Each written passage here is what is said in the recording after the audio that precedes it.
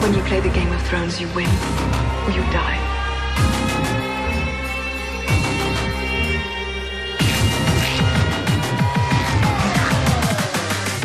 It's Kat, and I'm back because what once was will be again. I got my thinking cap on so we can use history to divine the mysteries of the Game of Thrones.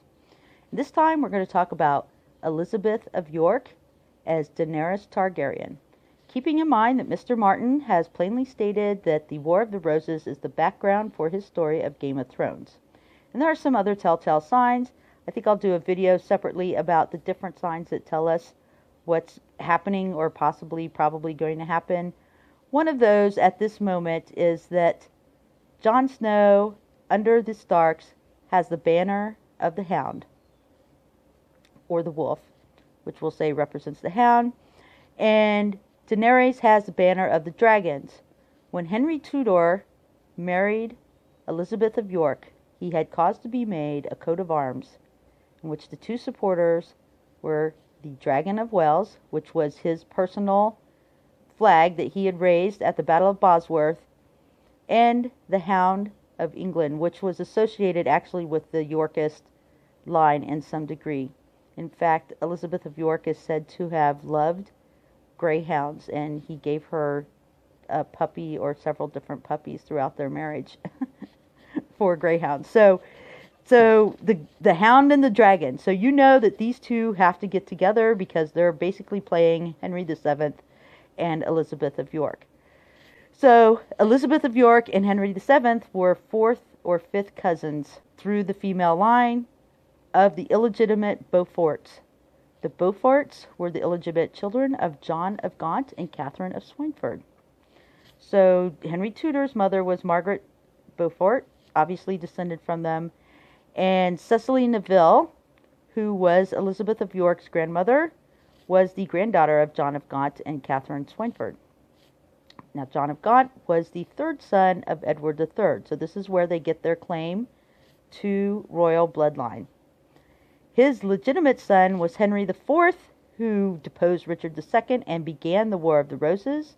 John of Gaunt had his children legitimized by his son, but they were barred from the line of succession. Edward IV was also from the line of the Dukes of York. His grandmother was Anne de Mortimer. She was a great-granddaughter of Edward III through his son Lionel of Antwerp, and she was a great-great-great-granddaughter of Henry III, both through the female line. But the thing was, her father, the Earl of Mortimer, had raised a rebellion against Henry IV after he came to the throne. He was defeated and killed. Henry IV brought her two brothers to court as basically royal prisoners. So they were treated pretty well. They were taken care of.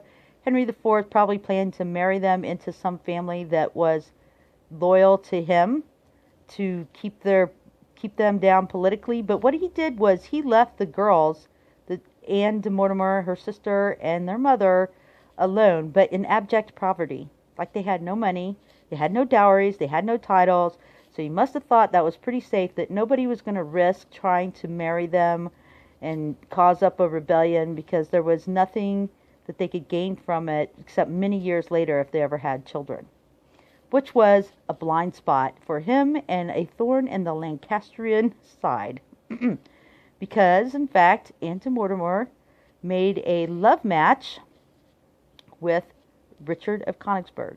So you could see that actually all these lines of the Yorkists and Lancastrians that led up to the Tudors had actually a bunch of love matches involved. And there's actually one in the Cecily Neville Beaufort line that her mother was Joan Beaufort, and her second marriage, from which Cecily derives from, was in fact a love match. So you can see that love kind of screws everything up. So, Anne de Mortimer married Richard of Königsberg. Now, Richard was technically the second son of Richard, first Duke of York, who was the second son of Edward III. But Richard, Duke of York, had been married to Isabel of Castile. That's where they get a little, that's Spanish blood, by the way. You could think of Dorne. That And after she gave him his first heir, she basically turned into a loose woman. And she had an affair, at least uh, almost acknowledged, with a cousin of the king's, a half-cousin, half-blood. He was illegitimate as well. And everybody believes that Richard of Königsberg was the product of this affair. In fact, it seems so obvious, nobody could miss it, because much like Tywin and Tyrion, Richard, Duke of York, did not deny his son publicly. He did not deny Richard of Königsberg publicly.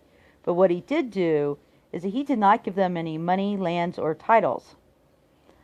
So he pretty much left Richard of Königsberg a poor mouse that was, pretty dependent on whatever little crumbs the Duke handed out to him, or his mother mostly supported him, because what happened was when Isabel of Castile was dying, she made a will, and she left her money to Richard II, who was king at that time, with a codicil saying that she was leaving it to him, but he had to provide her son with a yearly allowance. In any event, Richard of Königsberg was poor as a church mouse as well, and he met Anne de Mortimer at court, and they ran off and got married, quote unquote, without their parents' consent. So pretty much both of these folks must have considered they had nothing to lose, and nothing to gain and nothing to lose. So obviously there was some romance involved there. But as fate would have it, the Duke of York and his eldest son both died in France with Henry V, leaving Richard of Königsberg the Duke of York with a pretty questionable claim to any royal blood. But that did not stop his son nor his grandson for claiming the throne based on these alleged bloodlines that came out of cadet branches that were largely based on the female claims and had serious taints of illegitimacy on them.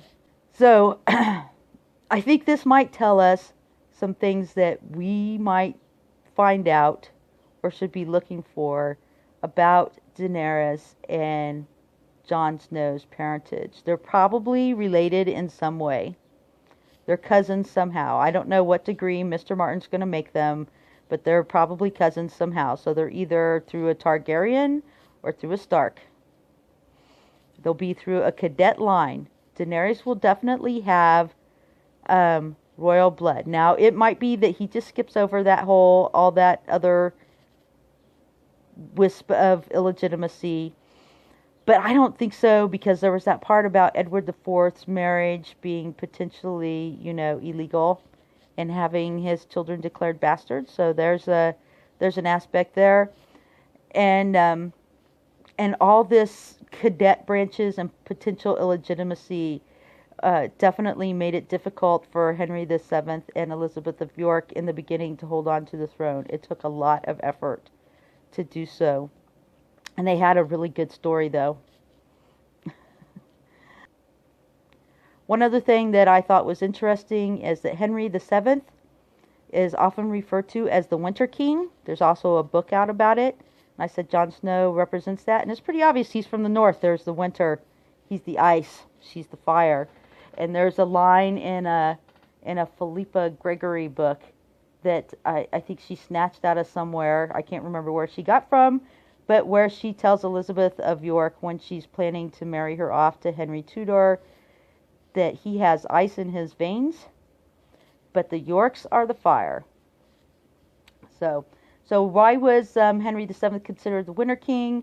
Because when he came to the throne, he was tired of putting down all these rebellions. So what he started was a network of spies, a very, very effective network of spies.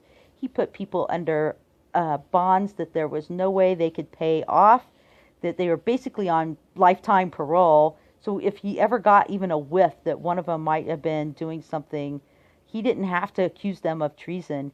He just revoked their bond and threw them into prison and maybe even executed them for non-payment. But he basically secured that through that means, so he didn't have to keep fighting all the time.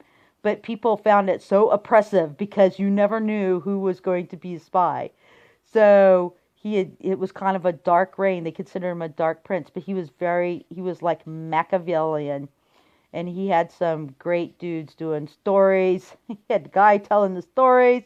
He had like a Varys and a Tyrion and a Littlefinger that were basically, they had their fingers on everybody. But, and he's called the Winter King because everybody thought that when Henry VIII came to the throne, it would be the spring. But it was a super stormy spring that Henry VIII brought, right? Which reminds me, Daenerys had this great prophecy. So she was eating the horse heart. And the woman said that she would have a son, and he would be the stallion that mounted the world. And it reminded me completely of Henry VIII because he pretty much mounted everybody.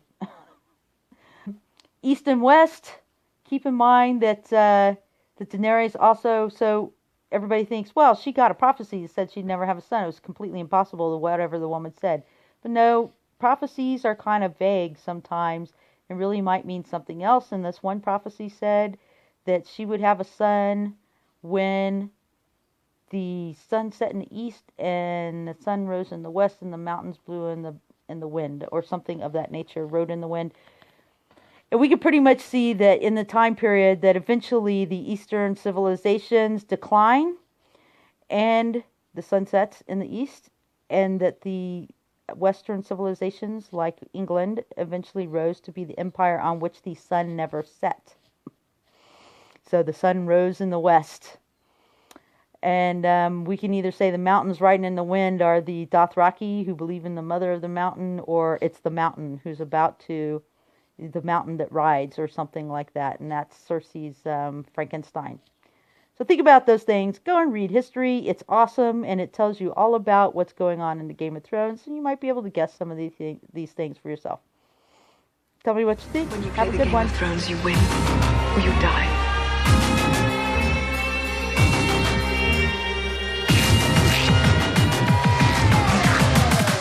Dracarys.